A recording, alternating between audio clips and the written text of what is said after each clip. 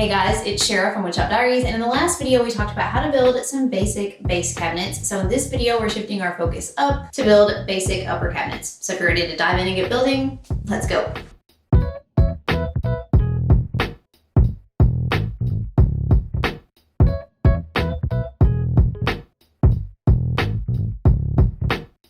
Before we dive into building, let's take just a moment to talk about a few dimensions. Now, my favorite thing about building my own stuff is that I can customize the size. So you can certainly make your own cabinets whatever size that you want, but there are a few general rules of thumb and things to consider when determining your upper cabinet dimensions. First, let's talk about cabinet height. Cabinets come in various heights. Some are short, like you would see over a fridge or a microwave, but most are generally a little bit taller than they are wide. The typical rule of thumb with upper cabinets is that they should be installed at least 18 inches above the countertop. Typically, your countertop is about 36 inches off the floor, so that means that the bottom of upper cabinets are typically about 54 inches from the floor. So then you would need to consider your ceiling height. In my case, I have 8-foot ceilings, so that's 96 inches. That means that my upper cabinets have about 42 inches of space to occupy. Of course, I can make them shorter than that, but that's the maximum height. Next, let's dive into cabinet depth. There's not really a standard cabinet depth, but typically they fall between 12 inches and 14 inches deep. I usually shoot for 13 inches just because it's right there in the middle. Something to consider when discussing cabinet depth is inset versus overlay doors. Inset doors sit flush to the face frame, but overlay doors lay over the front. If I'm building cabinets with overlay doors, I typically like to make my cabinet box about an inch shallower. That way when I add the door on the front, the overall depth is still about 13 inches. For cabinet width, this is the part that you typically customize the most to fit your space. You can find cabinet widths ranging from 6 to 36 inches, sometimes even wider than that. Okay, now that we've covered a few dimensional basics, let's dive into actually building. Like most of my cabinet building projects, I started by cutting down my plywood sheets to build the boxes. I used 3/4 inch maple plywood for the build and ripped my sheets into 11-inch wide strips. That way, when I add the 3/4 inch base frame, plus the 1/4 inch plywood back panel, plus the overlay door, they'll be about 13 inches deep overall. I saved this leftover piece after all of my cuts to use for top supports later. Then I trimmed the 11-inch wide plywood strips to length on the miter saw. I cut 2 side panels for each cabinet to the overall height I wanted my boxes. I mentioned earlier that I could have made my cabinet boxes up to 42 inches tall. However, since I'm going to be adding some trim along the top once they're installed, I made them a few inches shorter and stuck with 40. Then I cut a top and bottom panel 1.5 inches smaller than I wanted my cabinet width to be. Now, hang with me here while I share just a little bit of cabinet anatomy. In this video, I'm building face frame cabinets. So after the plywood box is together, I'm going to add a face frame onto the front. I want my bottom panel to sit just below the opening of my face frame. Then I'll fill this empty space at the back with a strip of wood. When I get ready to install these cabinets onto the wall, I'll secure them to the wall studs through this top support and this bottom piece.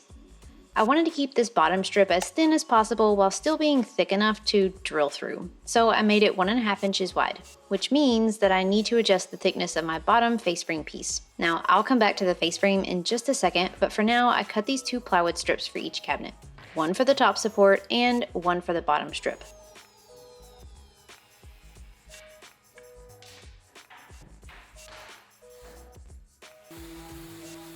You can assemble your cabinet boxes 100 ways, but I like to use pocket holes.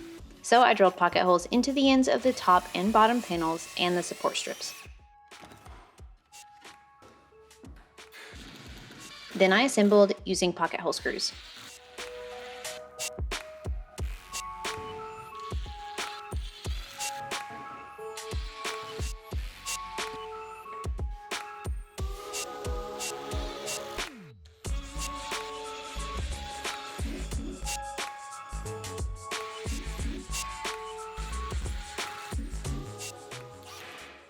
Once the box was screwed together, I tacked the bottom panel to the bottom support using some brad nails. This just helps keep them tight so there aren't any weird gaps when I get ready to paint them.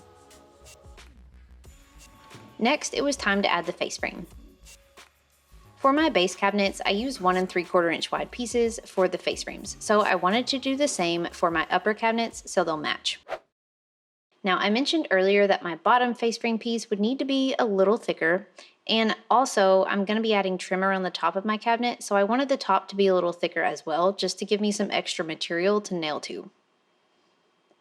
So I ended up using 1 3/4 inch pieces for the sides and 1x3s, which are 2.5 inches wide, for the top and bottom.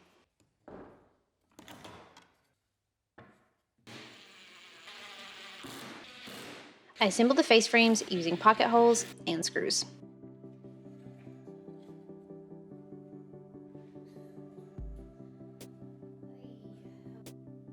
I glued and nailed these face frames onto the front of the cabinets.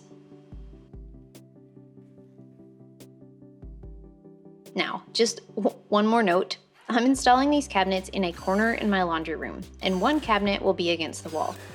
I cut the piece of the face frame that will go against the wall about 3/4 inches wider so that it would overhang the side. This is just like adding a built-in filler strip to allow plenty of clearance to be able to open the door and to accommodate for any unsquared drywall corners during installation. In my base cabinet video, I used pocket holes and screws to attach the face frame and mentioned that you could also glue and nail. So in this video, I'm showing that option and just mentioning that you could use pocket holes and screws instead.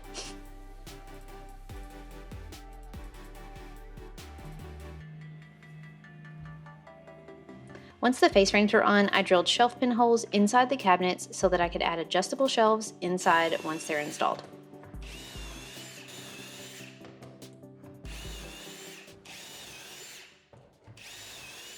Oh, nothing strange, just the cat on the roof. This is why we can't leave ladders next to the roof if we're ever doing stuff. Puppy.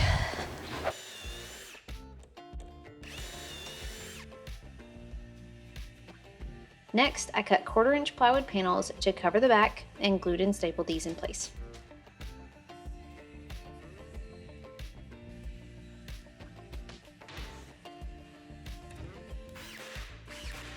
Now at this point, the cabinet box is complete, but I needed to add the doors.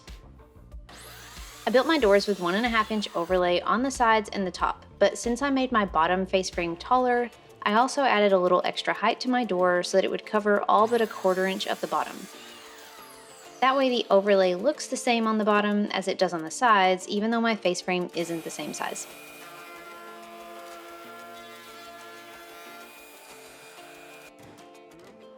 You can build a cabinet door 100 ways, and I've shared a few different ways in past videos.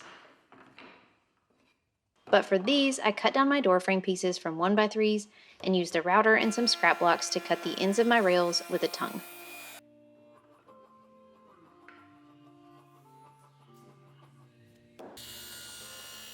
Then I brought these pieces over to the table saw and cut a 1/4 inch groove out of the center so that the tongue and grooves fit snug.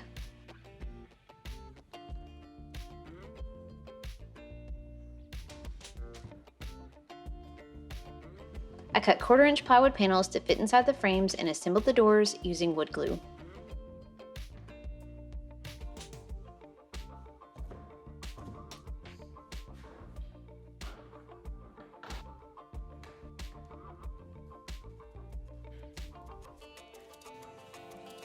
After all my doors were assembled, I primed them and the cabinets, and after the primer dried, I applied caulk between the door panels and the frames just to cover up any weird gaps before painting.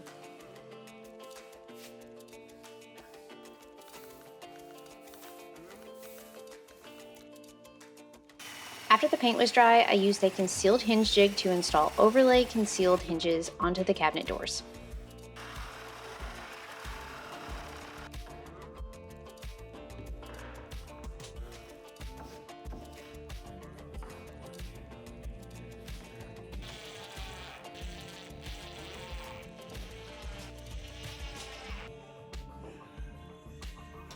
Then I installed these onto the cabinets and adjusted as needed so that they all lined up.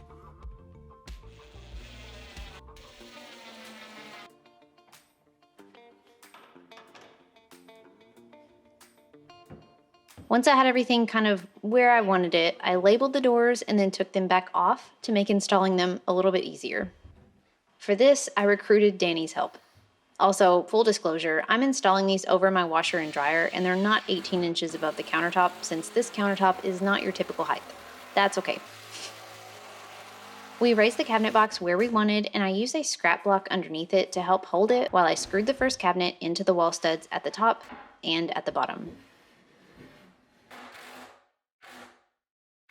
Then we raised up the second cabinet, screwed them together through the face frames, and then screwed them to the wall studs through the top and bottom supports.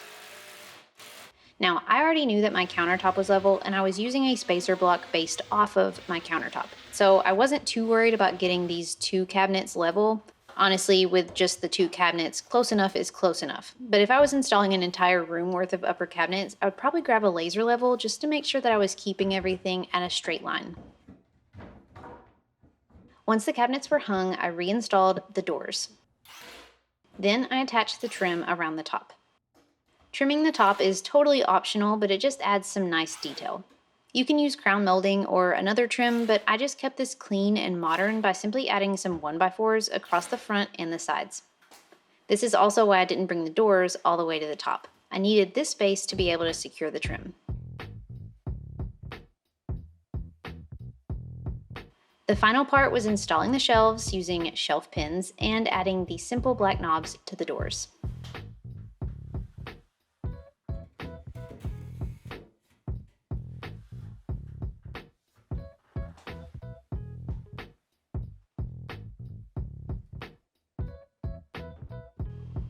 And with that, these basic upper cabinets are complete and ready to fill up.